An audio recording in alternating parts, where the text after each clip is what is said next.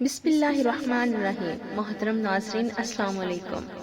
نبی کریم صلی اللہ علیہ وآلہ وسلم کی عمر 8 سال 8 ماہ تھی جب آپ کے دادا حضرت عبد المطلب کا انتقال ہوا۔ دادا کے انتقال کے بعد آپ اپنے چچا حضرت ابو طالب کی کفالت میں آ گئے اور 25 سال کی عمر تک ان کے ساتھ ان کے گھر میں رہے۔ اس دوران اپنی عمر کے 9ویں یا 11ویں سال پیغمبر اسلام تجارت کے سفر میں اپنے چچا ابو طالب کے ساتھ شام گئے۔ جس وقت حضرت ابو طالب نے تجارت کے لیے شام جانے کا ارادہ کیا، اس وقت عرب میں انتہائی گرمی پڑ رہی تھی، بالخصوص مکہ سے شام تک کا راستہ انتہائی گرم راستہ تھا۔ سفر کے لحاظ سے بدترین موسم تھا، مگر تجارت کے اعتبار سے بہترین موسم تھا۔ حضرت ابو طالب کے اوپر پورے خاندان کی ذمہ داری تھی، بلکہ خانہ کعبہ میں آنے والے مہمانوں کا سارا خرچہ بھی جناب ابو طالب برداشت کرتے تھے، اس لیے تجارت کے سفر پر جانا بہت ضروری تھا۔ حضرت ابو طالب تجارت کے سفر کی تیاری کر رہے ہیں۔ خاندان کے بزرگ یہ دیکھ کر حیران ہو گئے کہ ابو طالب کی تیاری اس طرح ہے کہ جیسے اپنے بھتیجے کو بھی ساتھ لے جانا چاہ رہے ہیں۔ خاندان کے ساتھی ایک دفعہ گھبرا گئے اور کہا کہ اے ابو طالب، کیا ارادہ ہے؟ کیا اپنے یتیم بھتیجے کو بھی ساتھ لے جاؤ گے؟ حضرت ابو طالب نے کہا، بے شک۔ خاندان کے بزرگ کہتے ہیں کہ یہ کیا غضب کر رہے ہو، راستہ اتنا خطرناک ہے کہ جوان آدمی کے لیے یہ راستہ طے کرنا مشکل ہے، اور کہاں 10 یا 12 سال کے بچے کو تم اتنی زحمت اور پریشانی میں لے کے جاؤ گے؟ صحرائی راستہ ہے، پانی نہیں ملتا، گرمی انتہائی شدید ہوتی ہے، چوروں اور ڈاکوؤں کا خطرہ ہوتا ہے، سواری کے جانور راستے میں گر گر کے مرتے رہتے ہیں، اپنے بھتیجے کو اس زحمت میں کہاں مبتلا کرو گے؟ حضرت ابو طالب کہتے ہیں کہ کچھ بھی ہو جائے، میں اپنے بھتیجے کو اپنے ساتھ ہی لے کے جاؤں گا۔ یہاں کون ہے کہ جس کے حوالے میں اپنا بھتیجا کر کے جاؤں؟ کیا تمہیں نہیں پتا کہ میرے لیے اب میری جان سے زیادہ قیمتی میرا بھتیجا ہے، اور اسی وقت میرے دل کو یقین اور سکون ہوگا جب میرا بھتیجا میرے ساتھ ساتھ رہے۔ یہ ایک امانت ہے کہ جو میرے سپرد کی گئی ہے۔ جناب ابو طالب کا عزم اور ارادہ دیکھ کر خاندان کے لوگ خاموش ہو گئے۔ حضرت ابو طالب نے پیغمبر اسلام کو لے جانے کا ارادہ کر لیا، کیونکہ یہاں چھوڑ کر جائیں تو دشمنوں کا خوف اور خطرہ ہے۔ خاندان والے کتنی ہی حفاظت کریں، مگر وہ تو اس طرح حفاظت کریں گے جیسے بزرگ بچوں کی حفاظت کرتے ہیں۔ اور حضرت ابو طالب کو معلوم ہے کہ یہ ایک عام بچہ نہیں ہے، کیونکہ عام بچے کی حفاظت اس طرح کی جاتی ہے کہ کہیں راستہ نہ بھول جائے، کوئی جانور حملہ نہ کر دے، اور زیادہ سے زیادہ یہ کہ کوئی اغوا کرنے والا اٹھا کر نہ لے جائے۔ مگر اس طرح تو حفاظت نہیں ہو سکتی کہ یہودی، عیسائی اور کاہن سب دشمن ہے، ان سب سے بچے کو بچانا ہے۔ اس طرح بچے کی حفاظت کون کرے گا؟ حضرت ابو طالب ایک طرف تو ارادہ کر رہے ہیں کہ میں اپنے بھتیجے کو لے کے جاؤں گا، کیونکہ اس کے علاوہ حفاظت کا اور کوئی راستہ نہیں ہے۔ دوسری جانب یہ بھی دل میں خیال ہے کہ یہ راستہ کتنا تکلیف دہ راستہ ہے، اپنے یتیم بھتیجے کو اس زحمت میں کیسے ڈالوں؟ اور کوئی حل نظر نہیں آ رہا۔ اپنی حد تک احتیاط کی اور اونٹ پر سواری کے لیے ایک انتہائی آرام دہ محمل بنائی۔ قافلہ تیار ہو کے مکے سے نکلا۔ حضرت ابو طالب کا دل دھڑک رہا ہے کہ تھوڑی دور کے بعد صحرائی علاقہ شروع ہو جائے گا، انتہائی بنجر اور ویران پہاڑیاں ہیں، دھوپ کی شدت سے اس طرح تپتی ہیں کہ جیسے آگ میں ڈال کے نکال لیا گیا ہو، دور دور تک پانی نہیں ملتا۔ اگر میرا بھتیجا کسی پریشانی میں مبتلا ہو گیا تو ایسا نہ ہو کہ میں مجرم قرار پاؤں۔ لیکن تھوڑی دور یہ قافلہ گیا تھا کہ حضرت ابو طالب کی پریشانی حیرت میں بدلنے لگی کہ یہ آج کیا واقعات پیش آ رہے ہیں۔ چاروں طرف انتہائی شدید گرمی ہے، لوگ کی جکڑ چڑھ رہے ہیں، مگر میرے بھتیجے کے سر پہ بادلوں کا ایک سایہ اس انداز سے ہے کہ اس کی رحمت کے سائے میں سارا قافلہ آ چکا ہے۔ پروردگار عالم کا وہ رسول جسے رحمت للعالمین بننا ہے، اس کو یہ سہولت بھی مل رہی ہے تو اکیلے رسول اس کا حصہ نہیں لے رہے، سارے ساتھیوں کو شریک کر رہے ہیں۔ بادلوں کا ٹکڑا پورے قافلے کے سر پہ سایہ کر رہا ہے، اور سایہ بھی ایسا کہ انتہائی ٹھنڈی ٹھنڈی ہوا اس طرح نکل رہی ہے کہ جیسے سر کے اوپر برف کا ٹکڑا چڑھ رہا ہو۔ گرم موسم، جلتی ہوئی لو، تیز اور تڑپتی ہوئی دھوپ میں اگر کسی کو ایسا مقام مل جائے، اس سے پوچھئے کہ کتنا لطف و مزہ آتا ہے۔ سارا قافلہ حیران ہے، البتہ قافلہ یہ سمجھ نہیں پا رہا کہ یہ سب کس کے سبب ہو رہا ہے۔ ابو طالب کو پتا ہے کہ اس کا سبب کون ہے۔ اب اطمینان ہوا کہ دل میں جو خیال آیا تھا وہ کتنا غلط تھا۔ میں یہ سمجھ رہا تھا کہ بچے کی حفاظت مجھے کرنا ہے، یہ تو ذہن سے نکل ہی گیا کہ خدا کا نمائندہ ہے، اس کی حفاظت خود پروردگار عالم کرے گا۔ اگر یہ کسی قافلے میں بھی جائے تو قافلے والوں کا احسان اس پر نہیں ہوگا، بلکہ اس کی وجہ سے سارے قافلے والوں کو رحمتیں ملیں گی۔ اب یہ قافلہ چلا اور معجزات کے ساتھ چلا۔ آج تک یہ ہوتا آیا تھا کہ کوئی قافلہ ایسا نہیں کہ جو اتنی سواریاں لے کے جائے وہ خیریت کے ساتھ پہنچ جائے، کیونکہ راستے کے سفر میں کہیں اونٹ پیاس اور لو کی وجہ سے دم توڑ دیتے ہیں۔ اگرچہ صحرا کا جانور ہے مگر کہاں تک زحمت برداشت کرے، کہیں گھوڑے ہمت ہار جاتے ہیں، مگر یہ واحد قافلہ ہے کہ اس انداز سے چل رہا۔ اگر چلتے چلتے سواری کا کوئی جانور تھکا تو اس سے پہلے کہ اس کی تھکن بڑھے میرا بھتیجا اپنی سواری کے جانور سے اترتا ہے، تھکے ہوئے اونٹ پہ ہاتھ رکھتا ہے، پیاس سے ہانپتے ہوئے گھوڑے پہ ہاتھ رکھتا ہے، اور یہ جانور تازہ دم ہو کر ایک دفعہ پھر سے اس قافلے میں اس طرح شامل ہو جاتا ہے کہ جیسے ابھی ابھی طویل آرام کے بعد انہیں ان کے استبل سے نکال کے لایا گیا ہے۔ اور فقط یہی نہیں بلکہ راستے میں جتنے قافلے دائیں بائیں چل رہے ہیں سب کو پانی کا مسئلہ ہے، اور ایسا مسئلہ کہ چھوٹی سی ایک مشق خریدنے کے لیے سونے کی ایک اشرفی دینا پڑ رہی ہے، مگر ہمیں پانی کا مسئلہ ہی کہیں نہیں ہوا۔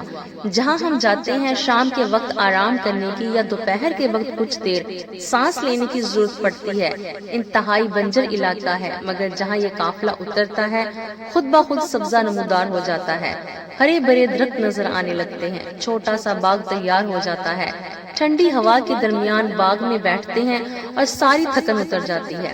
یہ قافلہ چل رہا ہے، ابو طالب یہ معجزات دیکھ رہے ہیں اور حیران ہیں، ان کا اطمینان بڑھتا جا رہا ہے کہ میں نے بالکل صحیح فیصلہ کیا تھا۔ نہ صرف یہ کہ میرا بھتیجا میرے سامنے ہے بلکہ اس کی برکت سے ہماری پریشانیاں دور ہوتی جا رہی ہیں۔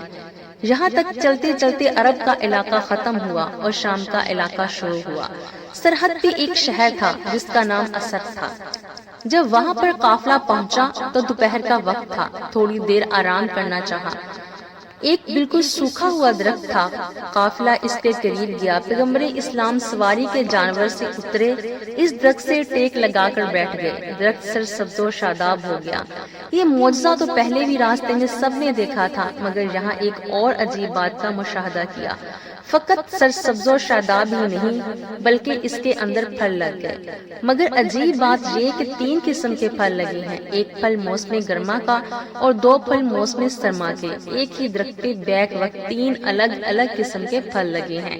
سارا قافلہ یہ منظر دیکھ رہا ہے۔ چونکہ جب قافلہ اترتا ہے تو ایک افراتفری کا عالم ہوتا ہے، کوئی سواری سے اتر رہا ہوتا ہے، کوئی ادھر کو جا رہا ہے تو کوئی ادھر کو جا رہا ہے۔ تو اس صورتحال میں کسی کو یہ اندازہ نہ ہوا کہ یہ تبدیلی کس کی وجہ سے رہنما ہو رہی ہے، صرف حضرت ابو طالب جانتے ہیں۔ اور ساتھ ساتھ ایک عجیب بات یہ بھی کہ اسی سوکھے ہوئے درخت کے قریب ایک چھوٹا سا گڑھا تھا، مگر ایسا گڑھا کہ لگ رہا تھا کہ کبھی اس گڑھے میں پانی ہوگا، لیکن ایسا اندازہ بھی ہو رہا تھا کہ اسے سوکھے ہوئے بہت عرصہ ہو گیا ہے۔ ادھر درخت سرسبز و شاداب ہوا اور ادھر اس گھڑے میں پانی جاری ہو گیا اور بہنے لگا۔ اس کے قریب ہی ایک عبادت گاہ بنی ہوئی تھی جو کہ بحیرہ نام کے ایک راہب کی تھی۔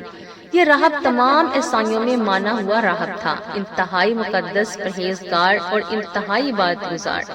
سالوں سے آج تک یہ اپنی عبادت گاہ سے باہر نہیں نکلا تھا، مگر آج جبکہ وہ اپنی عبادت میں مصروف ہے، ایک مرتبہ اسے ایسا لگا کہ جیسے میری عبادت گاہ میں زلزلہ سا آیا ہو۔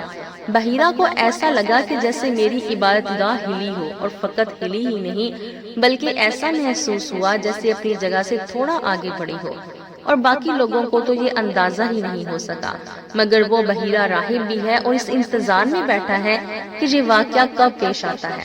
پتہ نہیں کتنے سال گزر گئے، وہ اسی انتظار میں بیٹھا ہے کہ وہ دن کب آتا ہے کہ میری عبادت گاہ ذرا سے ہلے گی اور تھوڑا آگے بڑھے گی۔ یہ 2 واقعات اس نے دیکھے، فوراً دروازہ کھول کر باہر آیا، اور باہر آتے ہی اس کی نگاہ بے یک وقت 3 چیزوں پر پڑی۔ آسمان پر بادلوں کا ٹکڑا ایسے وقت میں نظر آیا جب اس کے ہونے کا کوئی امکان نہیں تھا۔ دوپہر کا وقت ہے، سورج پوری شدت سے چمک رہا ہے، گرمی کا موسم ہے، اور اس موسم میں یہاں پہ کبھی بادل نظر نہیں آتا۔ وہ سوکھا ہوا درخت جو اس کی کھڑکی کے سامنے تھا اور یہ روزانہ کھڑکی سے دیکھا کرتا تھا، آج سرسبز نظر آیا، اور سرسبز بھی ایسا کہ 3 مختلف پھل لگے ہوئے ہیں، اور ساتھ ساتھ ایک بہتی ہوئی ندی بھی اس کو نظر آئی۔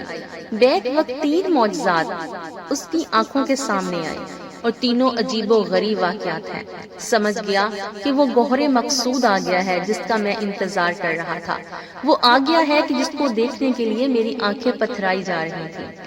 اب چاروں طرف دیکھتے ہوئے اس نے پہچان لیا کہ یہاں پر وہ کون ہے جو میرا مقصود ہے۔ اس بچے کو دیکھا اور ایک مرتبہ اپنی عبادت گاہ میں جاتا ہے اور اپنے ہاتھوں سے ایک آدمی کا کھانا تیار کیا، بلکہ ایک آدمی سے بھی کم کا۔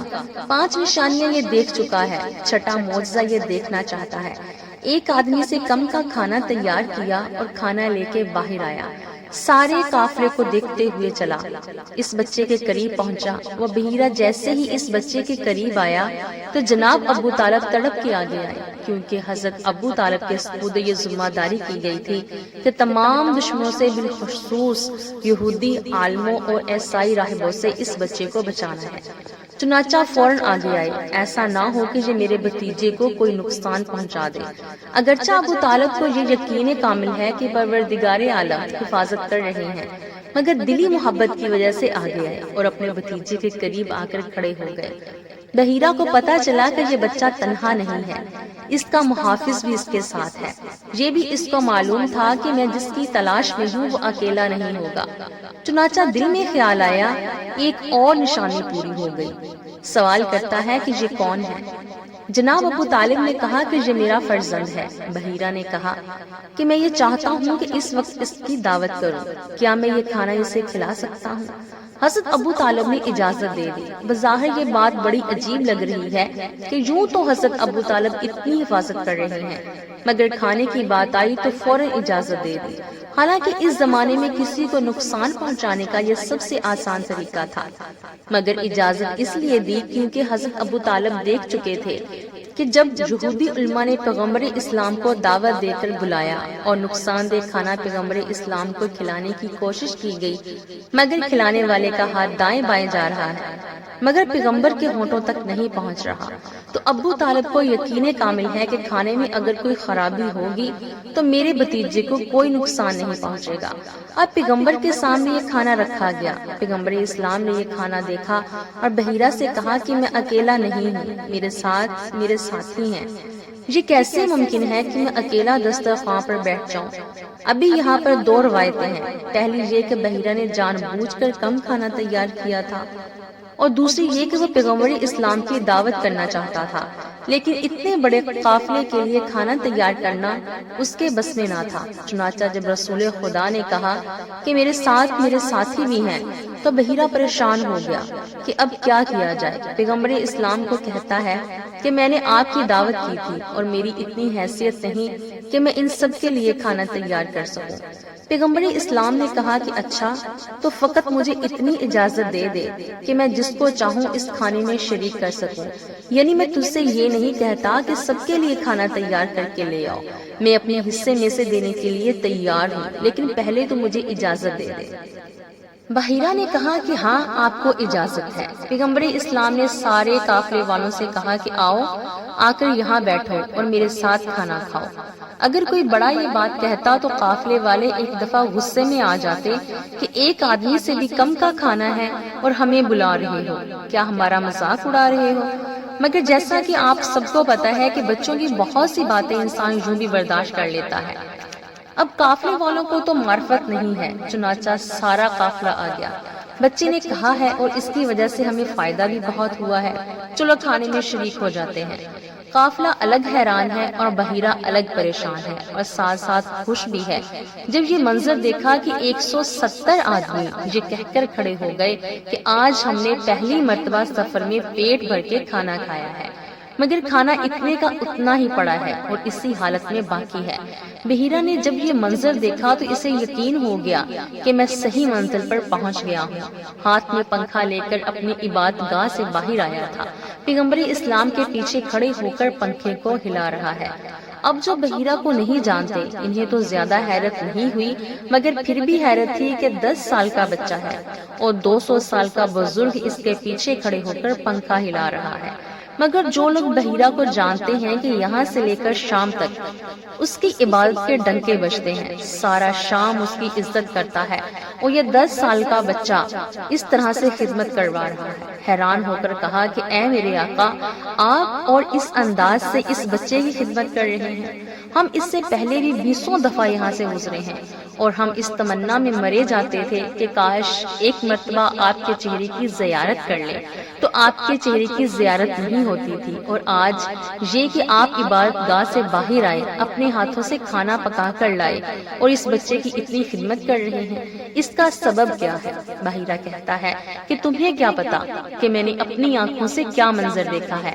میں نے اپنی عبادت گاہ کی حرکت کو بھی دیکھا، میں نے آسمان کے بادل کو بھی دیکھا، ساتھ ساتھ میں نے یہ بھی دیکھا کہ جب یہ بچہ اس مقام پر بیٹھا تھا تو آسمان سے کچھ لوگ اتر کے آ رہے تھے جن کے ہاتھ میں یاقوت و زمرد کے پنکھے تھے، اور وہ اس بچے کو پنکھا جھلا رہے تھے۔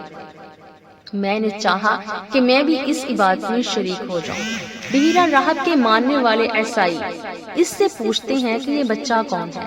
کہا کہ میں کب سے اس کا انتظار کر رہا تھا، کیونکہ انبیاء کے صحیفوں میں لکھا ہے کہ جب کوئی بچہ اس درخت کے نیچے آ کے بیٹھے اور یہ درخت سرسبز و شاداب ہو جائے، اس طرح سے کہ اس میں 2 موسموں کے پھل ایک وقت میں لگ جائیں، اور جب اس ندی میں پانی جاری ہو جائے، لوگ پوچھتے ہیں کہ یہ ندی کون سی ہے؟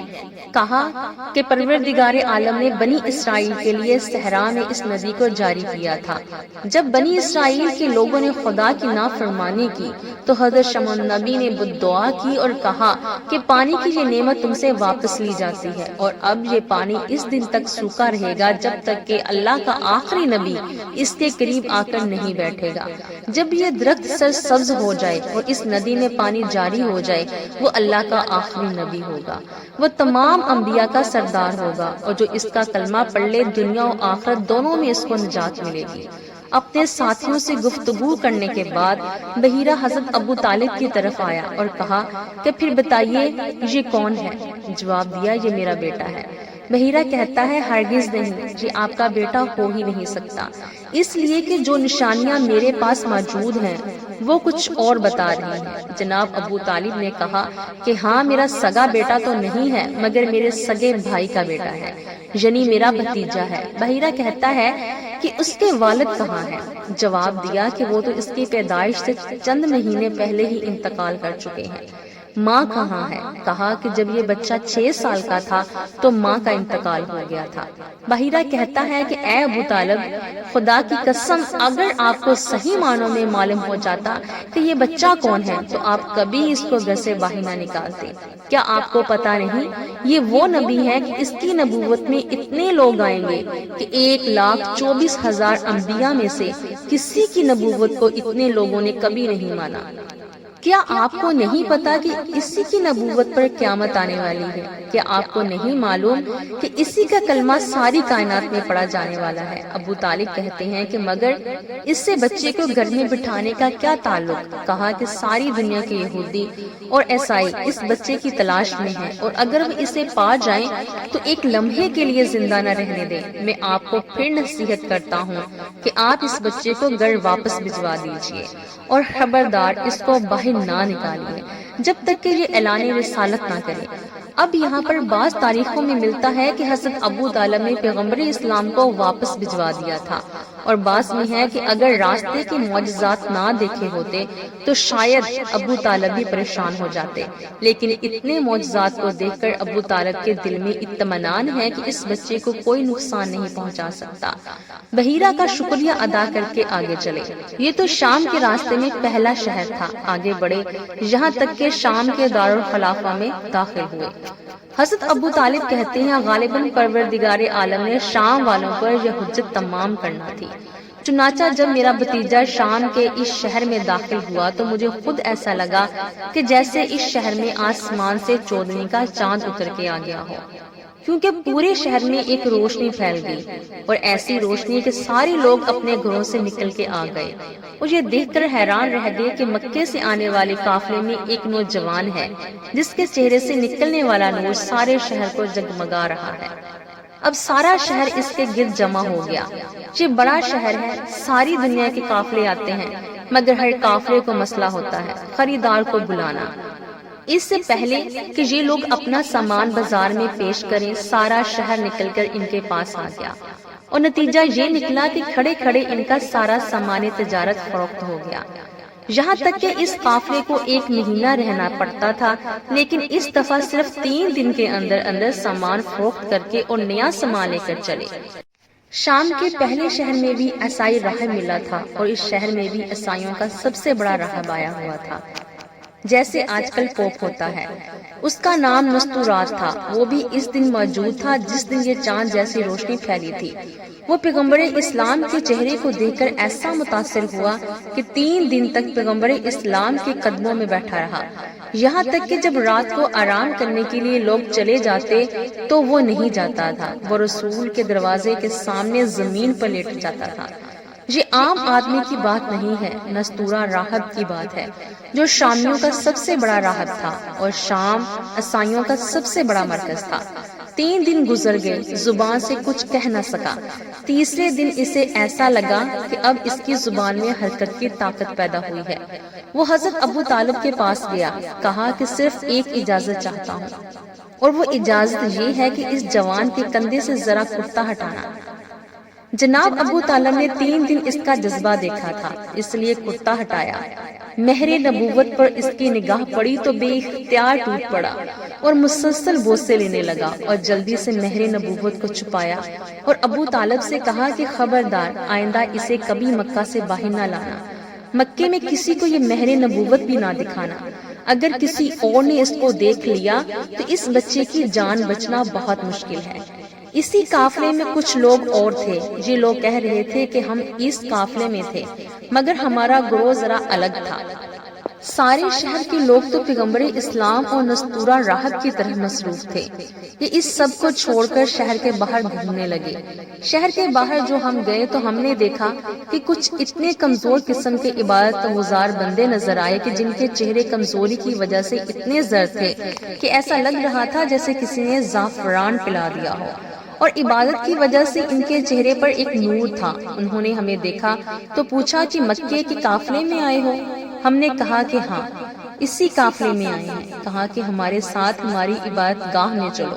ہم نے کہا کہ تمہاری عبادت گاہ سے ہمارا کیا تعلق؟ کہنے لگے تمہارا کیا نقصان ہے، اس تو احترام ملے گا، ہم تمہاری خدمت کریں گے۔ ہم نے بھی سوچا کہ چلو جانے میں کیا حرج ہے۔ وہاں گئے اور عبادت گاہ میں داخل ہوئے تو ہم نے دیکھا کہ اس قسم کے بہت سارے عبادت گزار بندے بیٹھے ہیں، اور ان سارے عبادت گزار بندوں کے بیچ میں ایک ایسا انتہائی مقدس آدمی بیٹھا ہے کہ ہمارا دل اس کی طرف کھینچنے لگا۔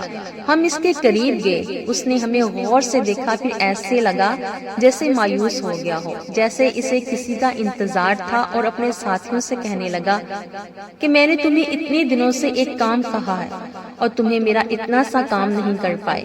اس کے ساتھی کانپنے لگے اور کہا کہ آپ ہم سب کے آقا و سردار ہیں، مگر ہمیں مکے کے قافلے کے یہ نوجوان ملے تو ہم انہیں لے کر آ گئے۔ اس نے ہمیں دیکھا اور کہا مکے سے آئے ہو؟ ہم نے کہا ہاں۔ پوچھا کس خاندان سے تعلق ہے؟ ہم نے کہا خاندان عبد الشمس یعنی بنی امیہ سے۔ یہ سن کر وہ مایوس ہو گیا، کہا کہ مجھے تم سے کوئی کام نہیں ہے، یہ بتاؤ کیا تمہارے ساتھ خاندان بنو ہاشم کا بھی کوئی فرد ہے؟ ہم نے کہا ہاں ہے۔ کہا کہ اس میں کوئی بچہ بھی ہے؟ ہم نے کہا کہ ایک بچہ ہے، مگر اس کا کیا تذکرہ کرنا، ہمیں تو اس کا نام بھی نہیں پتا، اس کو ہم یتیم عبد المطلب کہتے ہیں۔ بس اتنا سننا تھا کہ وہ انتہائی بزرگ عیسائی راہب اپنے رانوں پر ہاتھ مار کر اچھل پڑا، کتاب کو بند کیا، یسوع مسیح اور مریم کی قسم قسم عیسائیت کا خاتمہ ہو گیا، آج دین عیسیٰ کو زوال آ گیا، اب اس دین کو مٹ جانا ہے، اور تڑپ کے کھڑا ہو گیا۔ انتہائی بے چینی کے عالم نے ہمارے قریب آیا اور کہا کہ کیا ایک مرتبہ اس بچے کی جھلک ہمیں دکھا سکتے ہو؟ ہم نے کہا کہ اس شہر میں آیا ہوا ہے، چلو چل کے دیکھ لو۔ وہ عیسائی راہب ہمارے ساتھ نکلا، شہر میں داخل ہوا۔ ہم نے سوچا کہ ذرا اس کا امتحان لینا چاہیے کہ یہ اس یتیم بچے کے پیچھے اتنا کیوں پڑا ہوا ہے۔ ہم اسے اپنے قافلے کے نزدیک لے گئے اور قافلے میں موجود ایک اور آدمی کی جانب اشارہ کرنے لگے کہ دیکھو یہ ہے وہ جس کو آپ دیکھنا چاہتے ہو۔ نگاہیں ڈالی، کہا کہ یہ نہیں ہے، اور اس سے پہلے کہ ہم کچھ کہیں اس کی نگاہ پیغمبر اسلام کے چہرے پر پڑ گئی۔ بے اختیار یہ کہتا ہوا دوڑا، تم کتنا ہی چھپاؤ، میں نے پہچان لیا کہ وہ کون ہے جو اللہ کی حجت اور عیسیٰ علیہ السلام کا بھی آقا ہے۔ یہ کہہ کر رسول کے قدموں میں گرا۔ حضرت ابو طالب یہ دیکھ کر حیران ہو گئے، ایسا بزرگ کہ اس کی بزرگی کو دیکھ کر احترام کو دل چاہ رہا ہے، اور وہ رسول کے قدموں میں چپکا جا رہا ہے اور بار بار یہ کہتا جا رہا ہے کہ کاش دنیا معرفت حاصل کرے کہ یہ کون ہے، کاش میں اس وقت تک زندہ رہوں کہ یہ نبوت کا اعلان کرے اور میں اس کا کلمہ پڑھوں۔ پھر ابو طالب سے کہا کہ اس کے اچھے طریقے سے حفاظت کرنا، تمہیں پتہ نہیں یہ وہ ہے جس کے ہاتھ میں زندگی اور موت کا اختیار ہے، جس نے اس کا ساتھ دے لیا، دنیا میں بھی وہ زندہ ہے اور آخرت میں بھی زندہ ہے، اور جس نے اس سے منہ موڑ لیا وہ دنیا میں بھی مردہ ہے اور آخرت میں بھی مردہ ہے۔ حضرت ابو طالب کہتے ہیں کہ مسلسل ایسے واقعات پیش آ رہے تھے اور آپ نے اپنی آنکھوں سے یہ معجزات دیکھے اور ایسے بزرگوں کا اظہار محبت و عقیدہ دیکھا، اس لیے اب میرے دل میں بھی ایک خوف پیدا ہونے لگا، اور 3 دن کے بعد ہم لوگ تیزی سے مکہ کی جانب چلے۔ مکہ میں داخل ہوئے، ابھی ہم داخل بھی نہیں ہوئے تھے کہ ہمارے ساتھی دوڑ کر ہم سے پہلے پہنچ گئے۔ سارا مکہ پیغمبر اسلام کے قافلے کے استقبال کو آیا، اگر نہیں آیا تو ابو جہل اور خاندان بنو امیہ کے کچھ افراد۔ پیغمبر اسلام کا یہ شام کا سفر بے انتہا اہم سفر تھا، جس کی وجہ سے پیغمبر اسلام گویا دشمنوں کے درمیان گئے۔ وہاں پر یہ جو مقدس راہب تھے، ان کی وجہ سے پیغمبر اسلام کے کچھ ماننے والے بھی پیدا ہوئے، البتہ جو پیغمبر کے دشمن تھے وہ بھی زیادہ فعال ہو گئے۔ امید کرتی ہوں کہ آپ کو آج کی ویڈیو اچھی لگی ہوگی۔ اگر آپ کو میری ویڈیو اچھی لگی ہے تو ویڈیو کو لائک کریں، اور مزید اس طرح کی معلوماتی ویڈیو دیکھنے کے لیے ہمارا چینل سبسکرائب کر لیجئے۔ ملتے ہیں نیکسٹ ویڈیو میں، اجازت دیجئے، فی امان اللہ۔